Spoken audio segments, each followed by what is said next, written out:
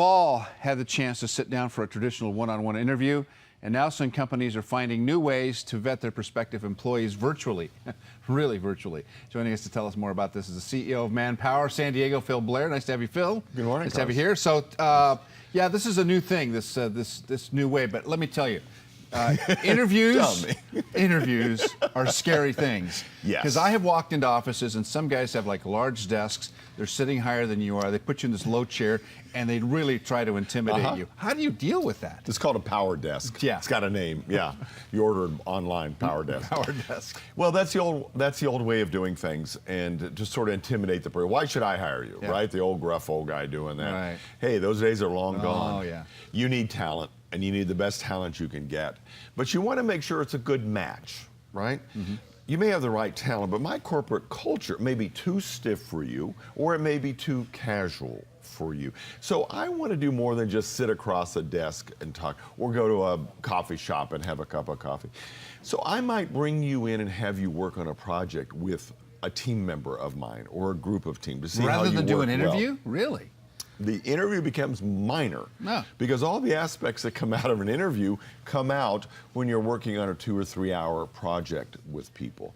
I might have you come to a social event with me to get to know our company and you, right? Because I want this to be a good match for you, especially the younger the employer, and I hate to keep going back to this millennial thing, culture match is very, very important to them, right? They'll move very quickly if they're not comfortable in that work area. And the typical permanent job for a millennial is slightly over 2 years.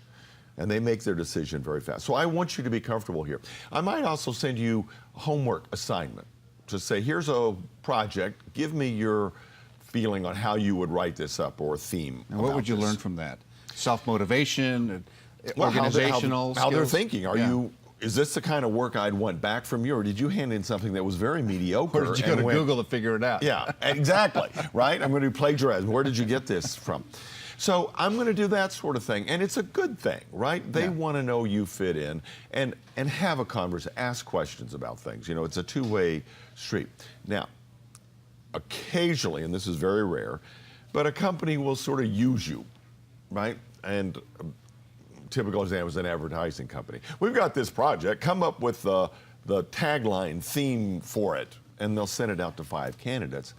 Take that information and use it and go, hey, we really didn't have a job opening.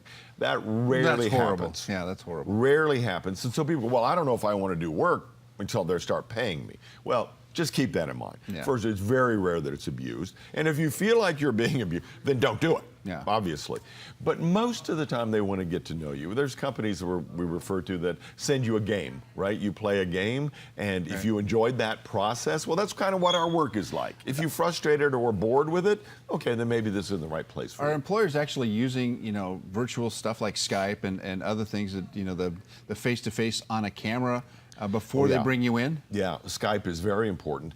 And typically, Skype is used when you're out of town, right? We don't want to take your time fly or you into fly Boston, you in yeah, right. for the very first interview. So we'll do a Skype one.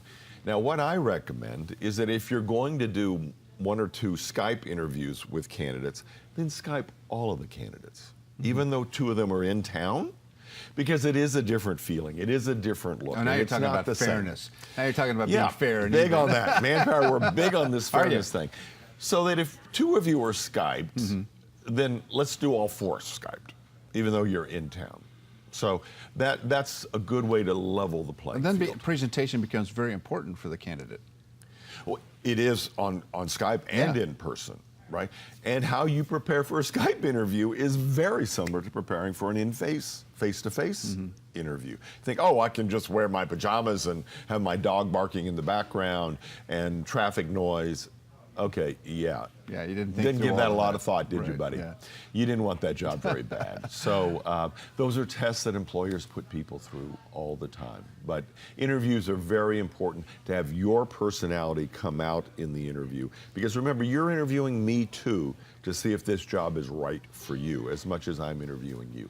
Well, this interview went well. I think you've got a shot. So I do. I'll let you know. A career here? I'll let you know in a week or so. A week or two. Okay. I'll be politely persistent in following up. All right. Phil Blair, the CEO of Manpower, thanks very much. We'll be back with more Good Morning San Diego as we tell you about